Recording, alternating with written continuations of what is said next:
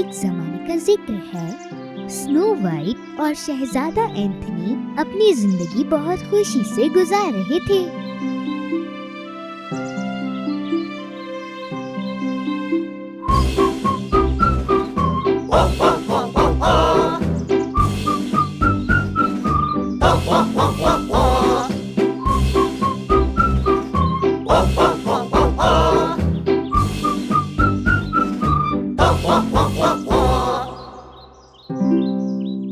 एक दिन S buna snow white के पास आया।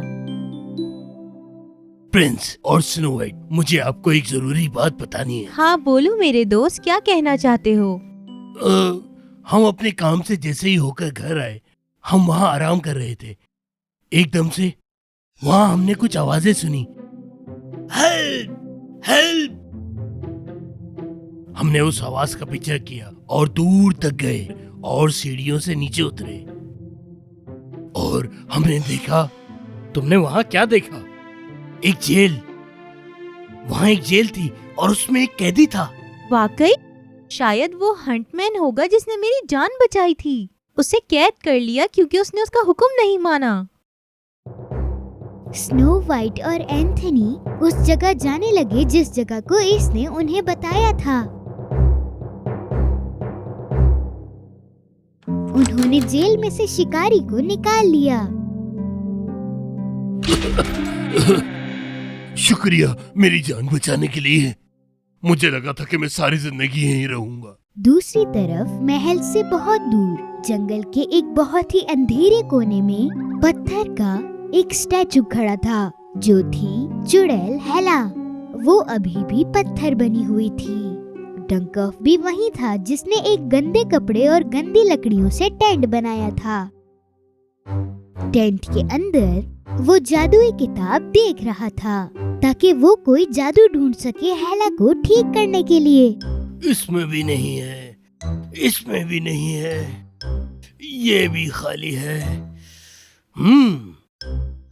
इसमें कुछ लगता है। हाँ, मुझे मिल गया। तो आखिर मुझे मिल ही गया। डंकॉफ एक पेड़ के पास गया और उसमें से एक लकड़ी निकाली और उसको जोर जोर से घुमाने लगा। अब मैं अपनी शहजादी को बचाऊंगा। अब्राकैब्राकैब्रा। पत्थर से इंसान बन जा और इंसान से मेरी शहजादी। पत्थर का स्टैचू हल्के हल्के टूटने लगा और डंकॉफ का जादू काम कर रहा था। लेकिन फिर चुड़ैल हेला एक शैल में तब्दील हो गई। वो डंकॉफ को देखकर बहुत गुस्से में आ गई और उस पे चीखने लगी। डंकॉफ समझ गया कि उसने बहुत बड़ी गलती कर दी है, इसलिए वो जल्दी से अपने टेंट में भागा ताकि वो दूसरा जादू बना सके। ये तो गलत हो गया। अब मुझे कुछ और करना चाहिए। उसे एक जादू और मिला और वो फिर से हेला के पास गया और लकड़ी घुमाने लगा। इस बार हेला एक बहुत बड़े फ्रॉग में तब्दील हो गई। डंकॉफ उस फ्रॉग से बहुत डर गया था, इसलिए वो जल्दी से टेंट में भागा। मुझसे नहीं होगा भाई। और वो दोबारा कोई जादू ढूंढने लगा।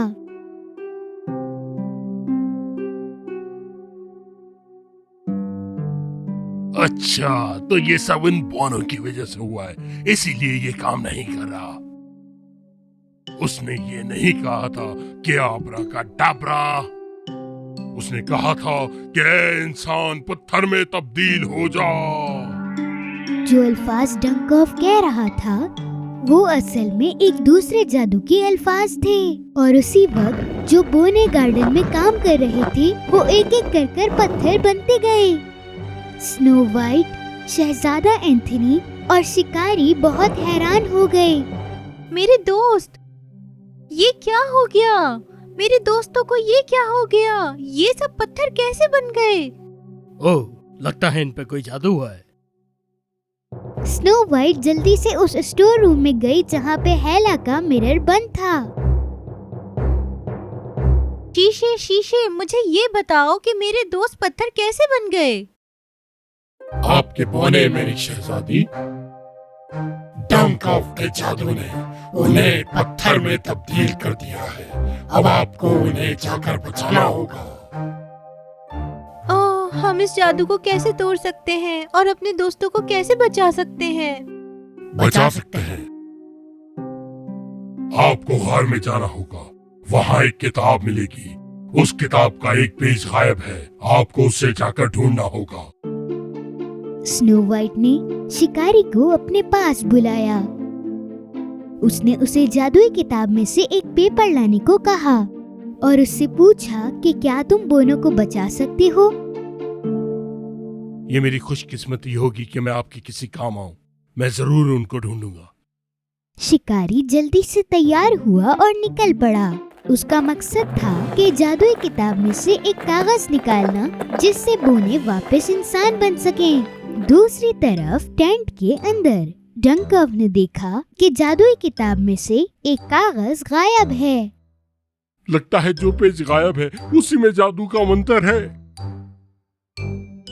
उसे ये समझ नहीं आ रहा था कि वो उस कागज को कहाँ ढूंढे। शायद इसमें हो।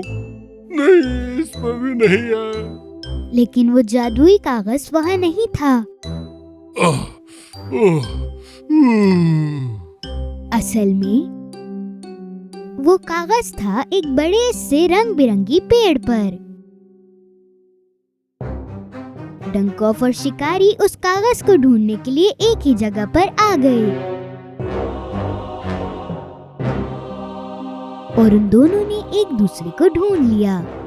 डंक ऑफ थोड़ा सा डर गया था, लेकिन फिर उन दोनों ने वो कागज देख लिया जो कि पेड़ पर टंगा हुआ था। वो दोनों उस पेड़ से बहुत दूरी पर थे और दोनों को भागना था। डंक ऑफ जितना तेज भाग सकता था वो भागा, लेकिन शिकारी के पास एक अच्छा आइडिया था। उसने अपना कमान निकाला और तीर फेंक दिया। इसकी रफ्तार तो देखो। डंक ऑफ बहुत तेज था, इतना तेज था जितना वो तीर भी नहीं था।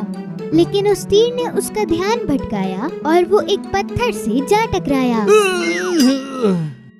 वो तीर जाकर उस कागज पर लगा और एक पेड़ पर जाकर लग गया। मैं ये भी नहीं कर पाया। डंक ऑफ एक दफा फिर हार गया और शिकारी ने जल्दी से उस कागज को पकड़ा और स्नो वाइट के पास जा पहुंचा। स्नो वाइट ने शिकारी से उस कागज को लिया और गार्डन जा पहुंची। पत्थर के बने हुए दोस्त जो खड़े हैं इस गार्डन में, मैं चाहती हूँ कि वो सही हो जाएं और दोबारा इंसान बन जाएं। और मैं चाहती हूँ कि सारा जादू अभी खत्म हो जाए। पत्थर के बने बोने हल्के हल्के कर कर इंसान बनने लगे और फिर एक एक कर कर सारे पत्थर टूटने लगे। पहला एस,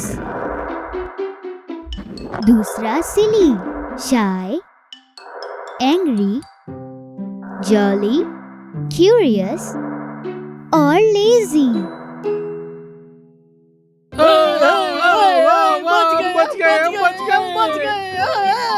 शुक्रिया मेरी शहजादी।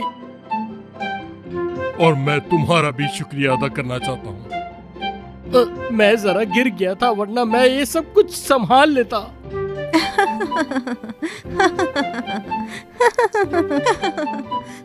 स्नो वाइट और सातों बोने बहुत खुश थे क्योंकि अब वो जादू टूट चुका था और एक बार फिर दोस्ती की जीत हुई।